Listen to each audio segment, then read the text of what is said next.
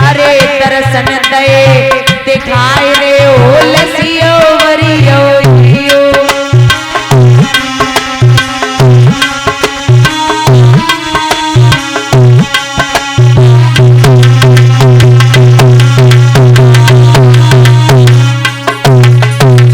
भगवान बोले तन तने मात के कैसे लला तो ले जियाई। तन तने मात सुनी थी पूत तो ले जियाई। अरे दे मैया को वरदान रे के रखिए अधुराई।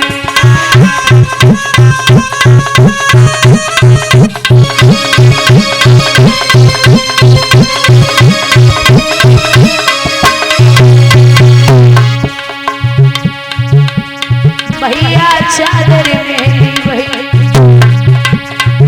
महातारी चादर में भई ज्ञान को साबुन ले ले।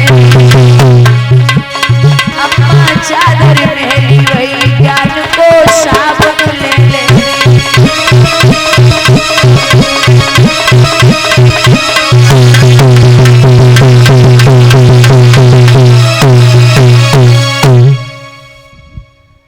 जवाब दिया है धन्य माँ जो तूने ऐसे बेटे को जन्म दिया।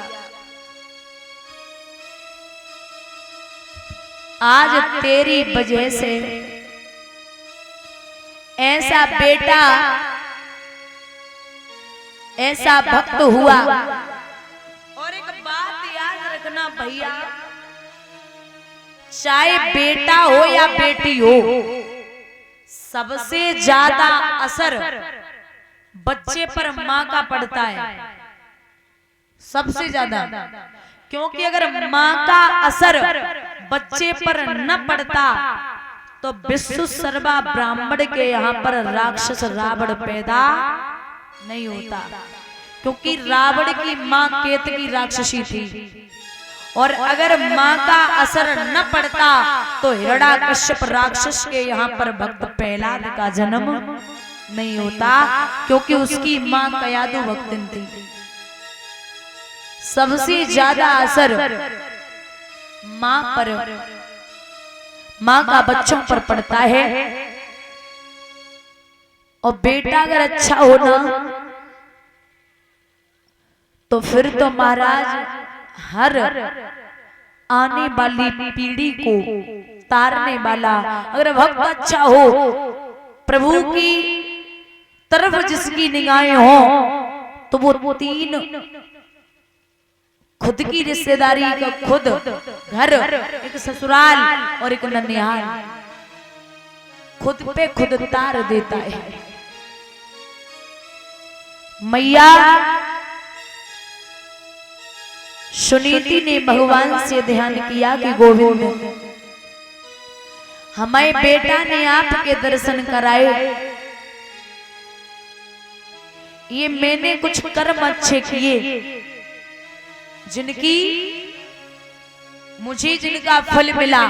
क्योंकि जो कर्म करता है फल भी उसे ही मिलता है। जैसे बाग है, बाग में आम लगे हों और आपने उन आमों को देखा, तो देखा किसने? आंखों ने। आंखों ने देखा, अब आंखें जा तो सकती नहीं, तो गए पैर। अब पैर जा तो सकते लेकिन पैर तोड़ नहीं सकते, तो तोड़ा हाथों ने। अब हाथ तोड़ तो सकते लेकिन खा नहीं सकते, तो खाया मुख ने। अब मुख खा तो सकता है लेकिन स्वाद नहीं ले सकता। दांत चबा तो सकते लेकिन स्वाद किसने लिया? जिब्बिया ने। अब जिब्बिया देखा आंखों ने, गए पैर, तोड़ा हाथों ने, चबाया दांतों ने और स्वाद लिया जिब्बिया ने। अब जिब्बिया स्वाद तो ले सकती है लेकिन रख नहीं सकती, तो रखा किसने? पेट ने। देखा आंखों ने, गए पैर, तोड़ा हाथों ने, चबाया दांतों ने, स्वाद लिया जिब्बिया ने, रखा पेट ने। अब बाग के माली ने देख लिया तो डंडे पड़े पीठ पे। अब पीठ की तो कोई गलती नहीं, वो तो फालतू में ही पिट गई।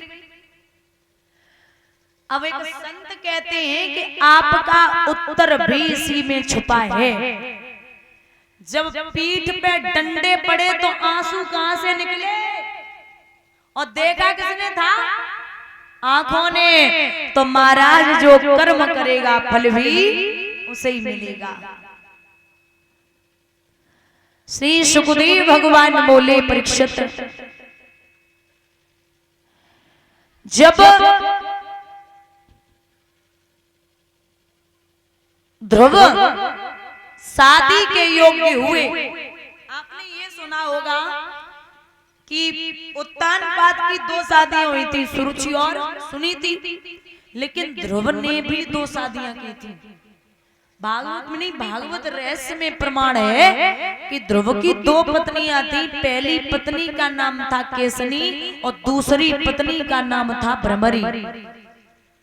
और जो ध्रुव के छोटे भाई थे जिनका नाम था उत्तम, जो सुरुचि के बेटे, वो एक बार कुबेर की बगिया में शिकार खेलने के लिए चले। तो कुबेर की लड़की वहां बैठी थी। ध्रुव ने, वो उत्तम ने उसे देख लिया।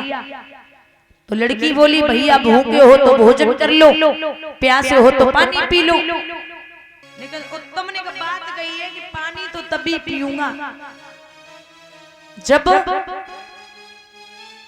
तेरे साथ में मैं विवाह कर लूंगा।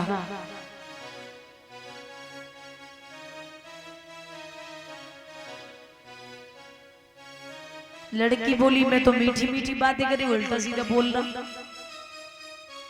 लिखा भी है, कौवा अंधो राती दिन में उल्लू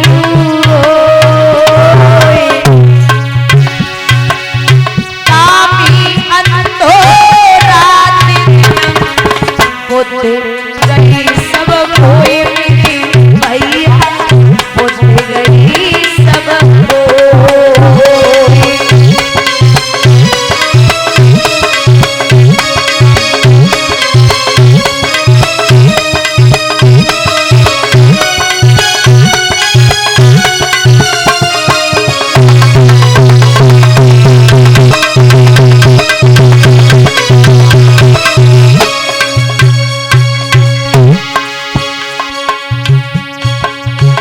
जो मैं ऐसो जानती प्रीत करे दुख नजर ढिढोरा पीटती प्रीत न करियो कोई दादा प्रीत न करियो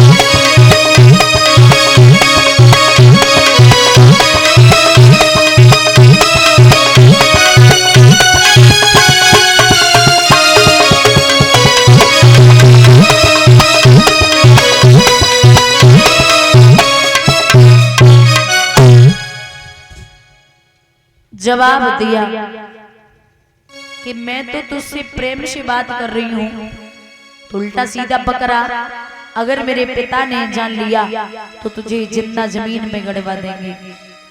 तो नए भैया होते ने में बड़ो गर्म खून होते। उत्तम बोला, तुझे हम बाद में देखे, पहले तेरे बाप को ही देख ले। बांह से चल दिया। प्रेम की भाषा समझ में ना आवे। बताया कि महाराज कहते हैं कि जहां प्रेम होता है वहां नेम नहीं होता, और जहां नेम होता है वहां प्रेम नहीं होता। भगवान भी कहते हैं कि भाव का भूखा राहू,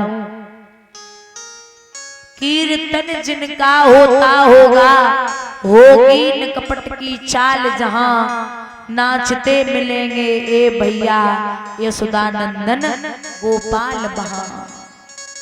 रखा होगा आराधन से प्रेम परोसा थाल, जहां झेमते मिलेंगे ए भैया यशोदानंदन गोपाल बहा। भगवान हर जगह मौजूद है।